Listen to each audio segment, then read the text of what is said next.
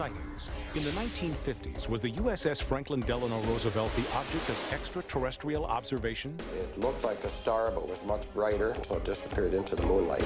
Then, a sightings exclusive. Our Heartland ghost investigation continues. A family is forced from their home by a violent spirit. Something's going on in that house.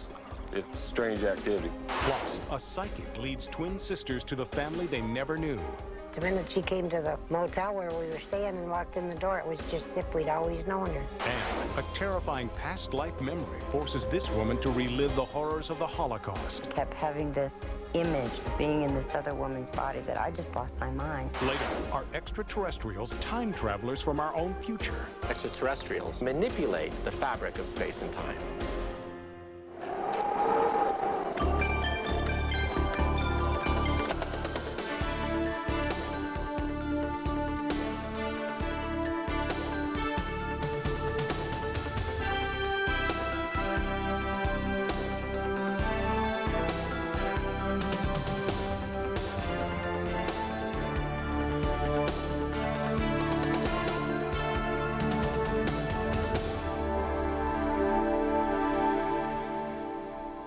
Welcome to Sightings. I'm Tim White. In 1952, military personnel stood together on the deck of a Navy flagship, the USS FDR, and watched as a disc-shaped UFO hovered above them. 3 photographs were taken, and this sighting was just the first of many reported aboard the ship. Despite vehement denials from the Navy, many people who served on the USS FDR believe that she was a UFO magnet. Sometime in late July, early August of 1952, as an ensign, I saw a bright light at the forward of the bow on the right-hand side, which would be the starboard side. The ship was on a shakedown cruise near Gitmo, Cuba, and I was down below decks. It was maybe approximately 8, 9 o'clock in the evening, I think it was. And this buddy of mine, Vince, who's seen a bunch of men coming from the engine room compartment running up topside on a ladder, said, "Red, why don't you go up there and see what's going on?" So I followed these guys up 3 or 4 decks up to the flight deck, and we were watching this little object, like a light, that was following our ship. And then it came out of the sky at us. My friends called me to come outside, and we observed a bright light quite high in the sky. It looked like a star, but was much brighter. The light tracked at a high speed and came to a stop, altered direction, and accelerated to high speed, stopped again, and it proceeded across the sky in this manner until it disappeared into the moonlight. These 3 men, Robert Coburn, Chester Grzinski, and John Lawrence, all served on the USS FDR. But each man was assigned to the ship on different tours, in different years, and with different jobs. And yet each man saw the same thing sometime during his service, an unidentified flying object tracking the Navy aircraft carrier through the sky. Others stood with them and witnessed the same events, which occurred over a 10-year period. But there is no record of any sightings in the ship's logs, and attempts to find other eyewitnesses have failed. I know that during September of '52, there were a series of incidents during Operation Mainbrace, which was a series of naval maneuvers, military maneuvers with other countries. And during those maneuvers, there were a number of UFO incidents reported, one occurring in connection with a fighter jet, which had been followed by an unidentified flying object. Barry Greenwood is the research director of CAUSE, Citizens Against UFO Secrecy. He is also the co-author of the UFO Cover-Up. Greenwood has collected photographs of UFOs taken in 1952 from the deck of the flagship for Operation Mainbrace. They were taken aboard the USS Franklin D. Roosevelt. On September 20th, a newspaper reporter was on the flight deck of the carrier. He had a color camera with him, and he said he turned down the flight deck and noticed a group of guys looking up into the sky. He ran down there and noticed a large spherical object hanging in the air. Everybody was looking at it, so he had his camera. He decided to take some shots. And when he ran the exposures, he said the object accelerated, took off at high speed, disappeared. They thought it was a balloon initially. So the brass called the various other ships in the area, asked about a balloon. Nobody launched a balloon. Nobody knows anything about it. They listed it as an unknown. Possible balloon, but nobody knows where it came from. No, it's quite obvious that we had seen something. We don't know what it was. We knew that it couldn't be an airplane because an airplane could not start and stop. The rate of speed was too high, too fast for a helicopter, and it was too erratic a pattern track for a weather balloon. Leon Treadwell also served on the USS FDR in the 1950s. He recalls a UFO encounter he witnessed, along with several other men, while on anchor watch in Rio de Janeiro. Two ships, or appeared to be ships, one above the other, maybe about 200 or 300 feet separated the two of them, and the counter-rotating lights. And all of a sudden a fireball dropped between the upper ship to the lower ship. Nobody knew what the devil was going on. There was actual radar contact on these vehicles. This painting depicts what Leon claims he and several other sailors saw on board the USS FDR that night. Several officers and these are representatives of divisional departments. They couldn't believe what they were looking at. Everybody signed a release statement that nobody outside of CIC would say anything about this for at least 15 to 20 years. The CIC, the Combat Information Center, is master control for any Navy aircraft carrier. Here is where radar, mapping, target searches, and operations are conducted. We were just told to not say anything about this to anybody outside of Combat Information Center. The commander down in Virginia, when I was discussing this with him, he was on the ship, he told me that I wasn't even supposed to mention this. I just ignored what he said. It's one of my desires in life is to find these other witnesses that were up on that flight deck with me witnessing this object as it came on top of the ship. There are a lot of times I wish that this would have never happened because all the aggravation has caused me. I had people that laughed and said, "You wouldn't believe me?" Really? Yeah, I was there. I seen it. You weren't there. You don't know. You don't know what it was like. But why would an unidentified flying object of this Earth or any other spend nearly a decade tailing this particular ship? Crewmen claim that the FDR carried advanced nuclear weaponry that was supposedly top secret. The sighting was well known to insiders in the government at the time. It was written about by the head of Project Blue Book after he retired from the military, and he described it in great detail. There's a possibility that our weapons were of a sort that they were interested in. Of course, the carrier carried all kinds of different weapons. The FDR was the only aircraft carrier at the time that had thermonuclear capability. It was the only one that was allowed to carry the H-bomb. We would be the only ship, naturally, that would carry them because we would have the only method of delivering the atomic bombs. Since World War II, there have been a number of UFO sightings linked to nuclear storage and transport facilities. But these reports remain unsubstantiated, in large part because the government organization best equipped to investigate the sightings, the U.S. military, refuses to do so.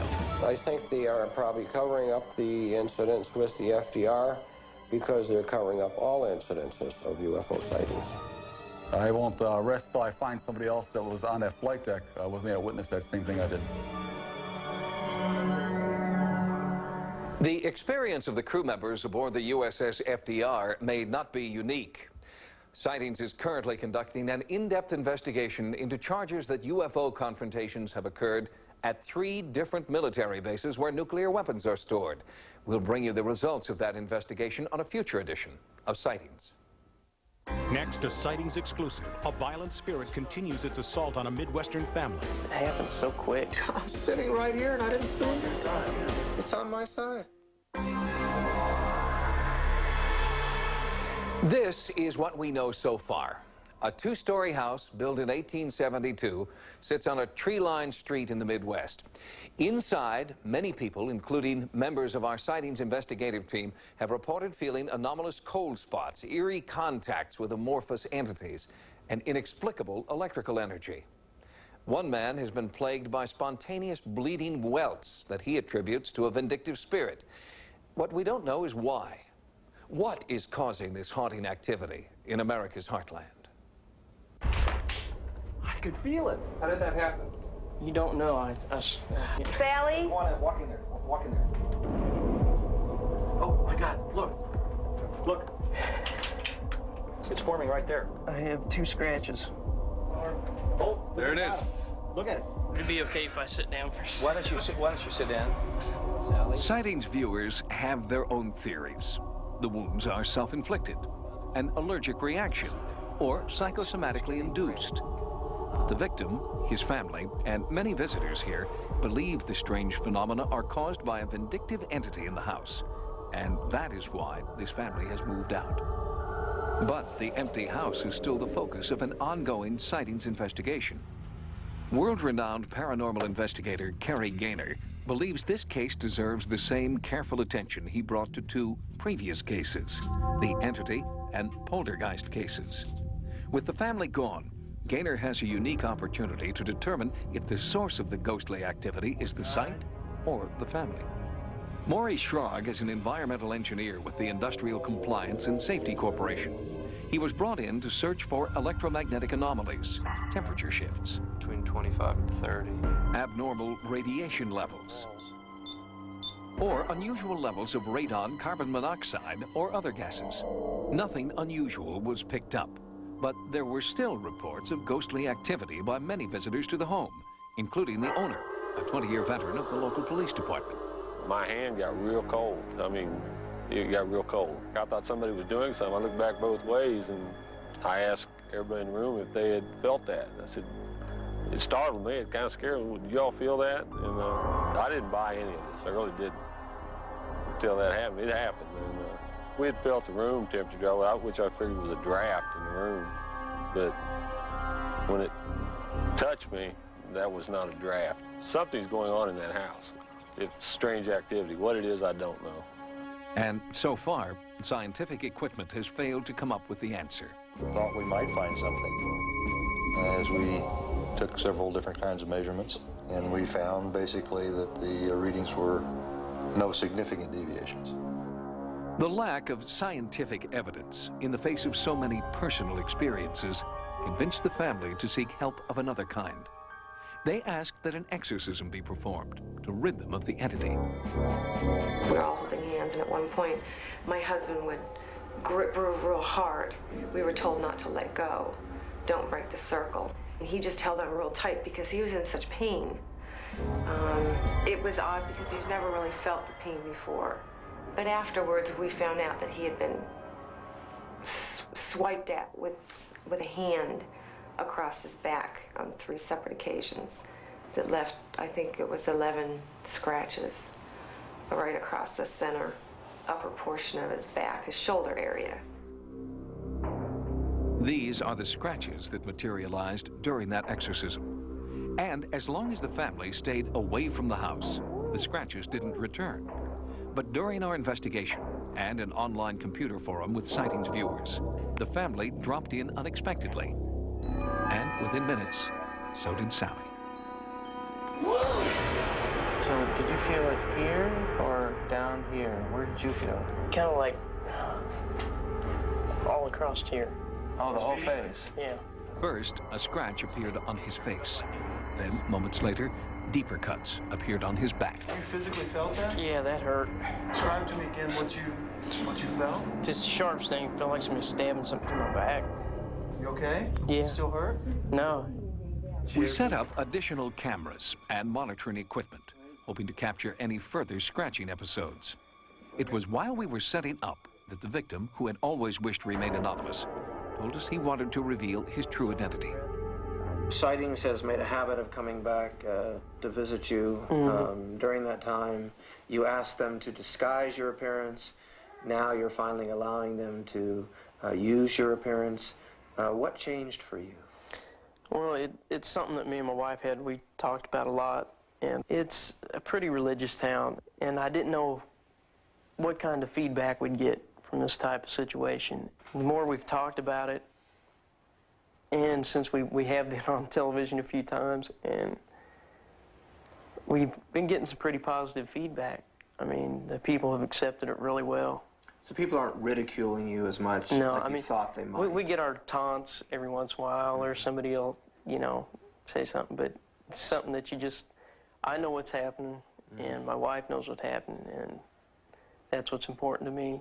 Now here's a new one right now. Right now. Right here. Brand new. Can anyone get closer? Yeah, we're pretty close.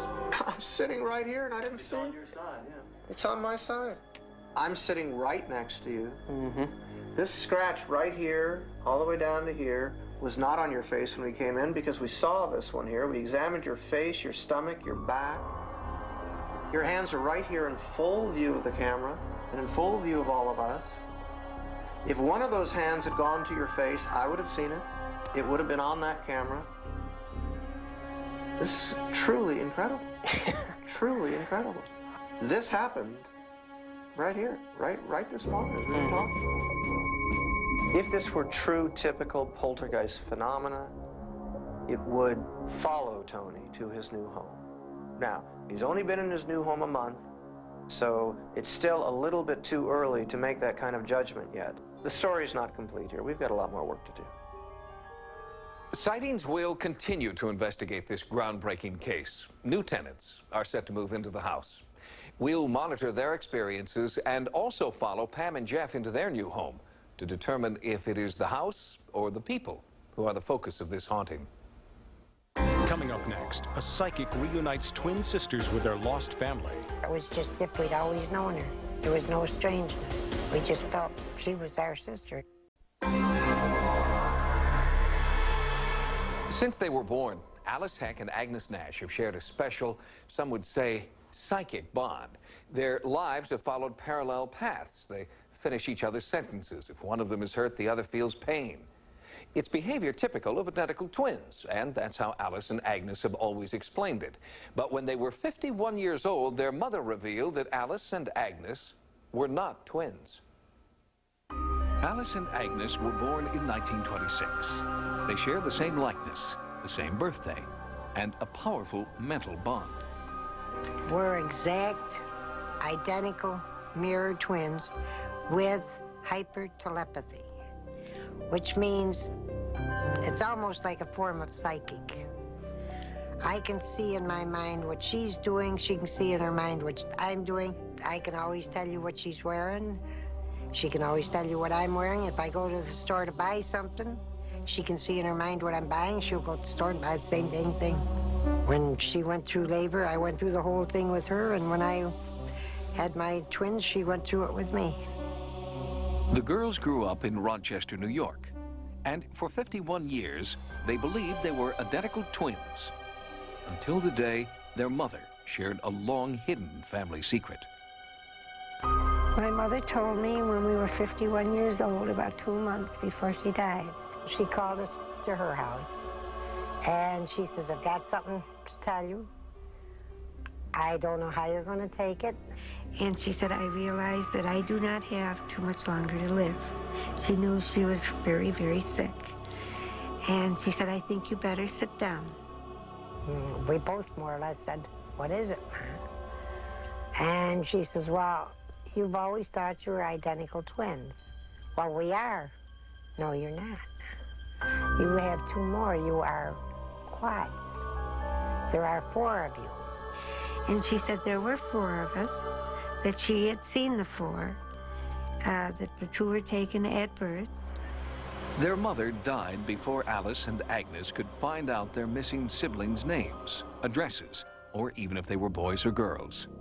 For the next 17 years, they sought help from private detectives, adoption agencies, and law enforcement. Nothing worked, until they asked a psychic for help. During the reading, what I picked up most importantly was the sister's name right away. It just flowed right out of me. But also a sense of sadness that their sister would really be reluctant about meeting up with them and connecting with them. Sandra also told Alice and Agnes that they would discover the whereabouts of this missing sister on Father's Day and meet her in the summer. Just 1 month after the psychic reading, during an appearance on a TV talk show, the connection was made. A little boy was watching that show and noticed a striking family resemblance. And that's when the grandson of our new sister saw us and thought we looked like his grandmother, and that's how this all started. That sister had also been looking for her birth family. She contacted Alice and Agnes on Father's Day and met them that same summer, just as the psychic had predicted. The minute she came to the motel where we were staying and walked in the door, it was just as if we'd always known her. There was no strangeness. We just felt she was our sister, and that was it. The twins were now triplets. And as they began to learn more and more about their separate lives, they discovered a number of eerie similarities, although they had grown up miles apart in different families. Some of the similarities have been that she has a son and daughter, Mark and Maureen. I have a son and daughter, Mark and Maureen. Her daughter, Maureen, was born July 12, 1952. My son, Jimmy, was born July 12, 1952. I lost twin girls back in 1960. And her one child, boy, was born the same day that I lost the twin girls, October the 3rd. There is another similarity that's a very marked one. My sister was married the year before I was the new sister. And when we got married, she bought her gown in her hometown at a specialty shop. I bought my gown here in Rochester in a specialty shop. She had hers altered, and so did I, with seat pearls in the neckline. Our headpieces were almost identical. Baptismal records support Alice and Agnes's belief that this is their sister. But as the psychic predicted, the long-lost sister isn't ready to accept this new family. She is still looking for a paper trail. I guess it's overwhelmed her, according to what she says. She doesn't want her name used or anything right now. But she admits to us that she knows in her heart that she is our sister. So now we're leaving it up to her. While Alice and Agnes work on building a relationship with their sister, there is still a hole to be filled. There is yet another sibling out there somewhere, and psychic Sandra Sanfilippo believes it is a brother. I hope that we do find him. He would be 68 years old. He might look like us. He may have dark. Our hair is naturally dark. He might have gray hair because it's also gray hair in the family. His birthday should be April the 6th, 1926. Alice and Agnes are confident in Sandra's psychic vision. They will search until they find the brother who can complete their family portrait. Well, the most that we want to get out of this whole thing is to get the four of us together so that we can all love one another and be there for one another in thickness and in thin, no matter what the future might bring. Because if they are in pain or need, we want to be there. We want to be there. I want to know that they're going to be all right. Alice and Agnes continue to search for the brother that they believe is out there somewhere. It's a reunion we hope to share with you on an upcoming edition of Sightings.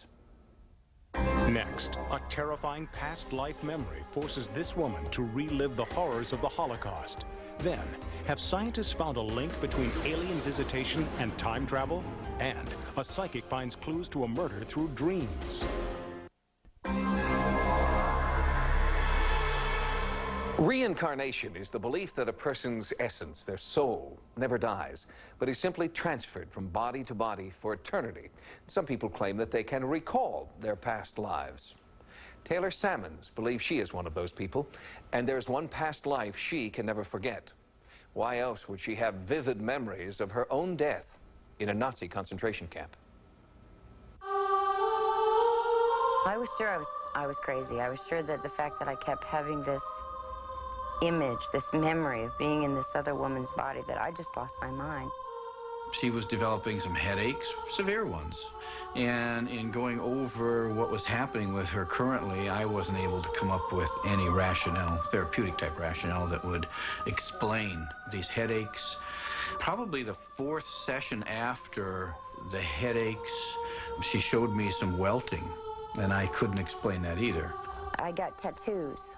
They were marks on my arm, and they ran all the way up, and they were sore, and you could literally see numbers. when the therapy began to change based on this new symptomology, I was thinking, oh my God, what is it that's going on here? Something is very different.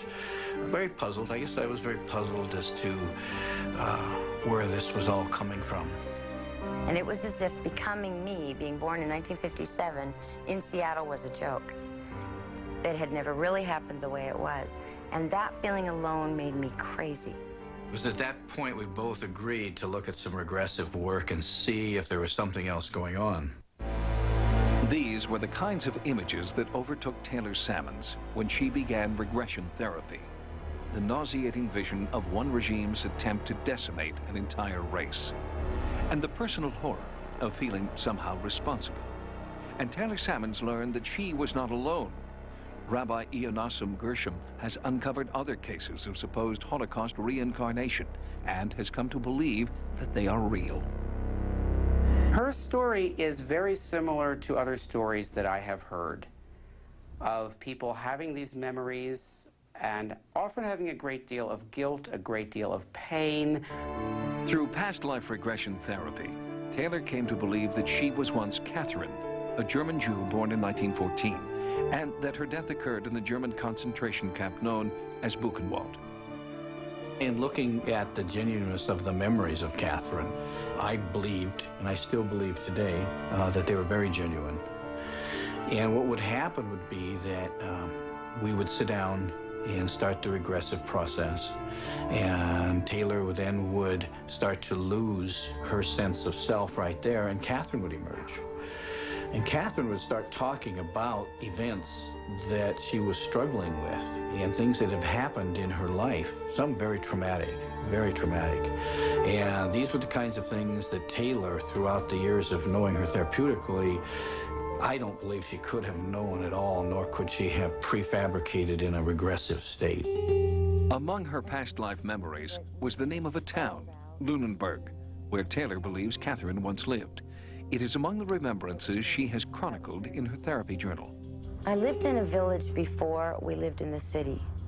To tell you the name of the city, I want to say Lunenburg. I think this is the town square where nice things went on at first, and these were like buildings. These were the tops of buildings. They were rounded and they had something up here. I remember cobblestone roads. I remember, because I've never seen those. The obscure German town of Lunenburg actually does exist. It is known for its unique architecture, beautiful cobblestone streets and marketplace. There is a fountain in the middle of the square. These uncanny coincidences led Taylor to explore her memories further with renowned past life therapist Frank Baranowski. Together, they uncovered more details of Catherine's life. She had 2 children and was pregnant when she was arrested. And this is the time when she feels like the children can't go to a concentration camp, and she decides to take their life. My children were 5 and under 2. And then the baby was born in the camp. I killed my daughter first. I suffocated her. And then I remember straightening her out like she was a little teddy bear, like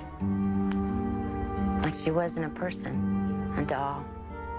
And my son, I went to the chair, the rocker, and held him.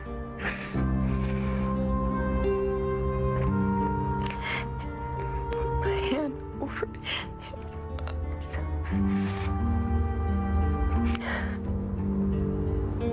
And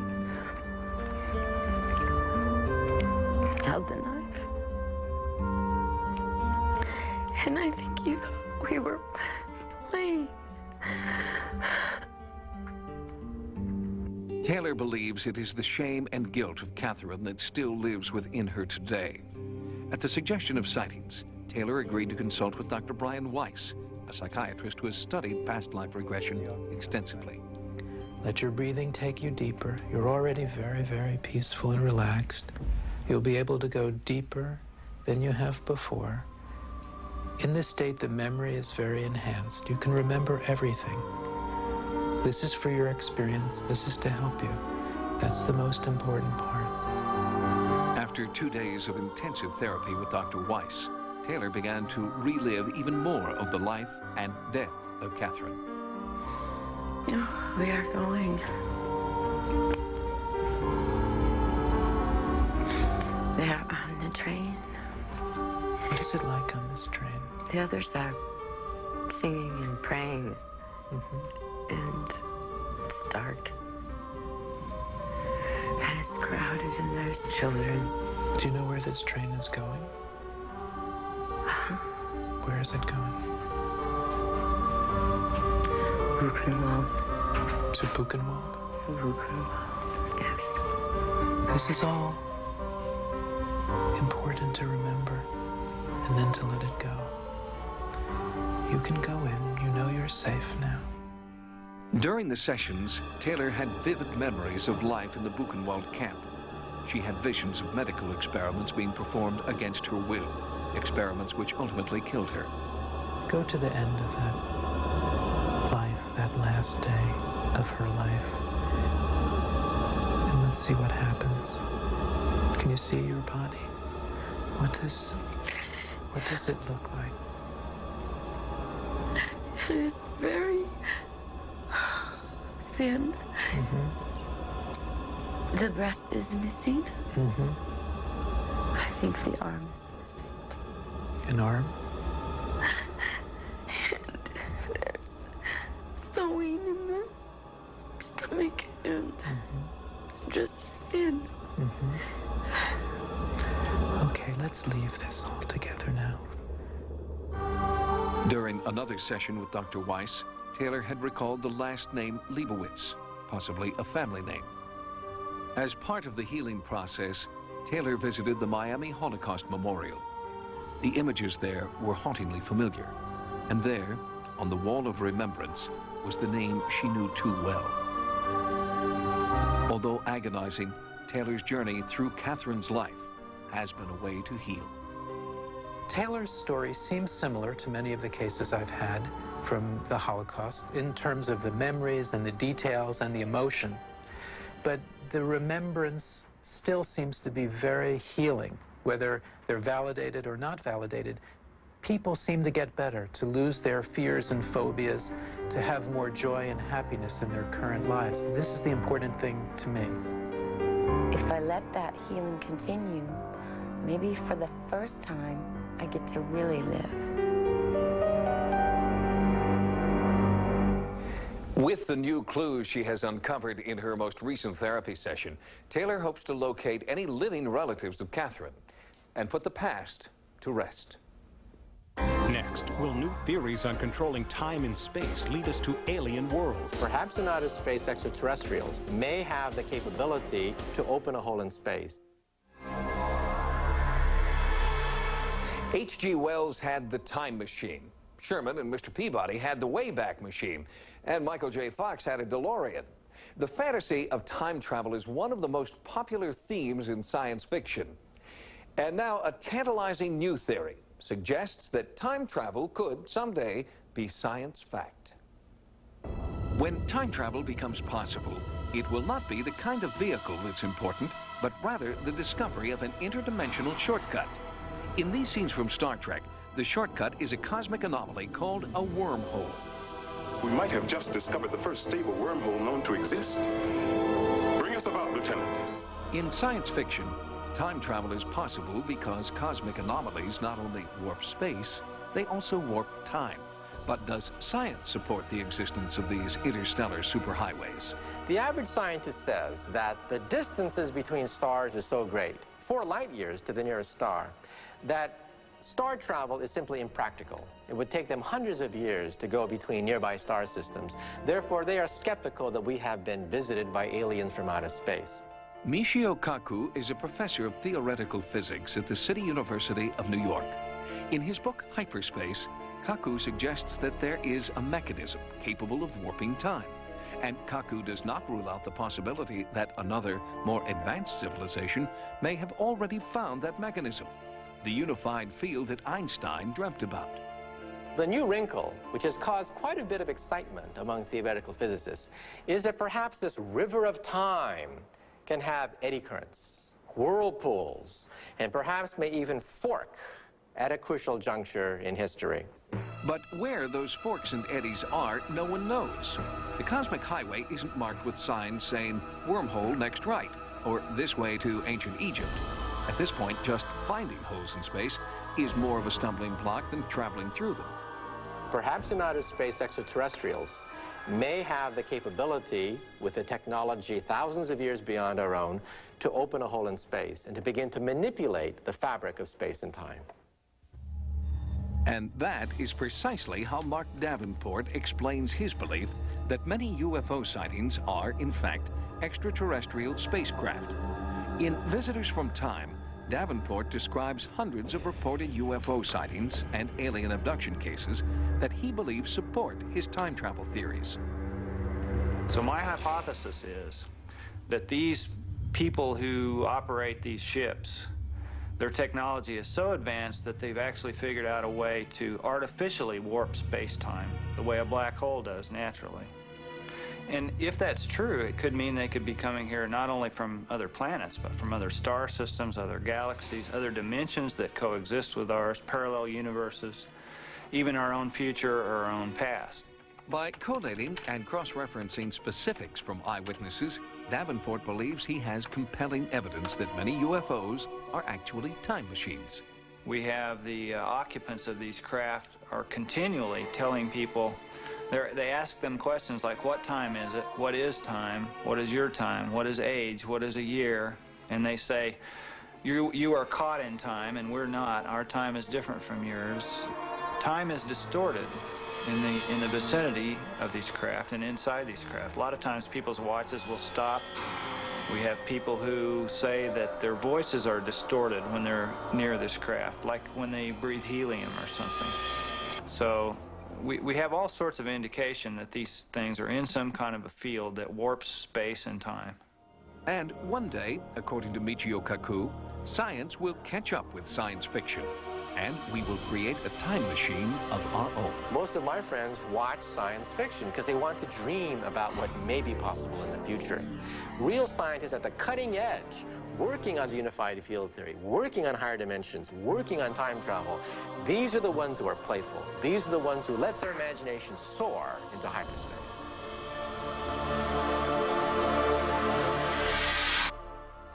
Not all scientists agree with Michio Kaku's hyperspace theory. Eminent physicist Stephen Hawking has stated that time travel is impossible because we've never been visited by any tourists from the future. Or have we?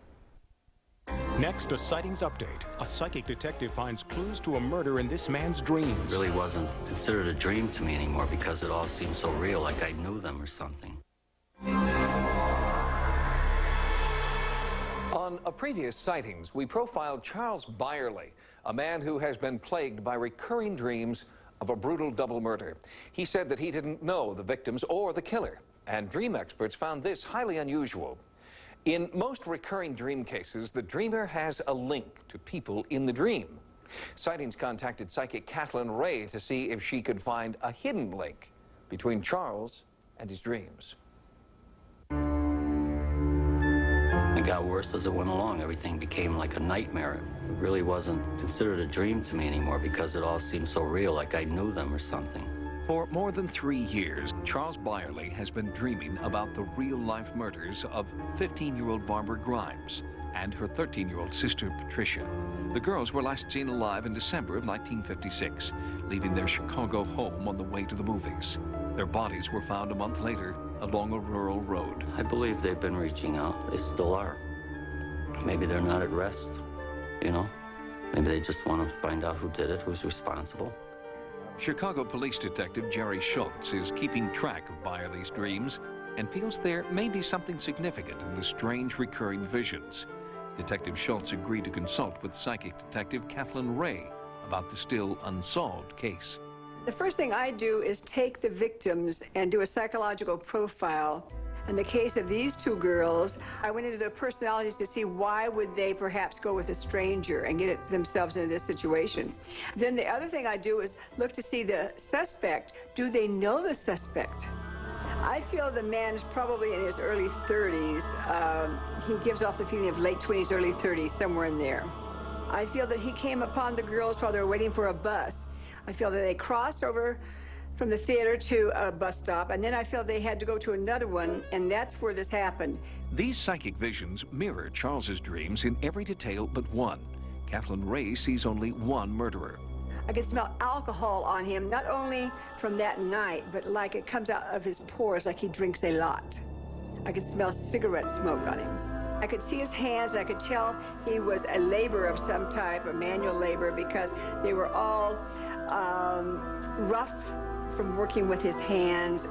This man could very easily have worked for Santa Fe Railroad or for a company of that nature, where it start with an S.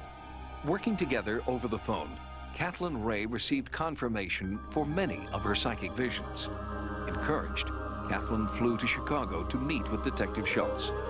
She led the detective to the site of a demolished shack where she believes the killer once lived and where he killed the Grimes sisters.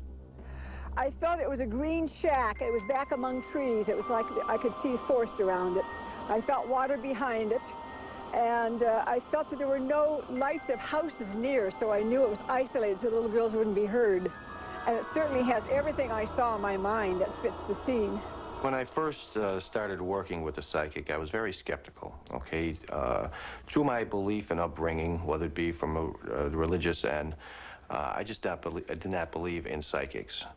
However, after spending several hours talking to Kathleen Ray, I've changed my opinion drastically. Kathleen Ray has said things to me about this area and about the terrain out here, which only someone who knows this area quite well would know about. And no one had told Kathleen Ray that the site of the shack was only 3 miles from where the bodies were actually found. I feel like he stopped and he brought them down, drug them down far enough to where people wouldn't be inclined to be driving along and see them just on the edge of the road. Although Kathleen Ray believes the murderer no longer lives in the area, she is confident he will be found. I feel like he's still alive. I feel like he doesn't live here right now. I feel like he lives in a state that has more mountainous terrain around. I felt it was a state that started with an M. With the clues that Kathleen Ray has given me, I've got somebody in mind, okay? It's just something that I'm looking at right now. The recurring dreams that plagued Charles Byerly and the psychic visions of Kathleen Ray each point in the same direction. It's a direction that Detective Schultz is now following in the hope that Barbara and Patricia Grimes may finally rest in peace. Officially, there is no suspect in the death of the Grimes sisters. But Detective Schultz is following up on the leads Kathleen Ray has provided in a concerted effort to reopen the case.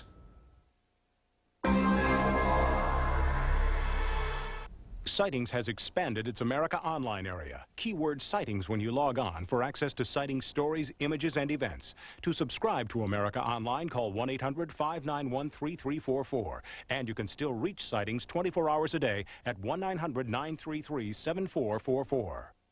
Until next time, remember, no mystery is closed to an open mind. For Sightings, I'm Tim White.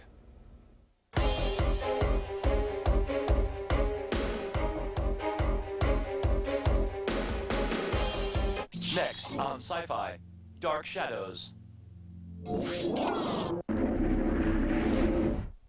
What planet is this? Explore the origins of the Federation with 10 uncut episodes from the final frontier. We're from your future. And exclusive commentary. The Star Trek 35th Anniversary Chain Reaction.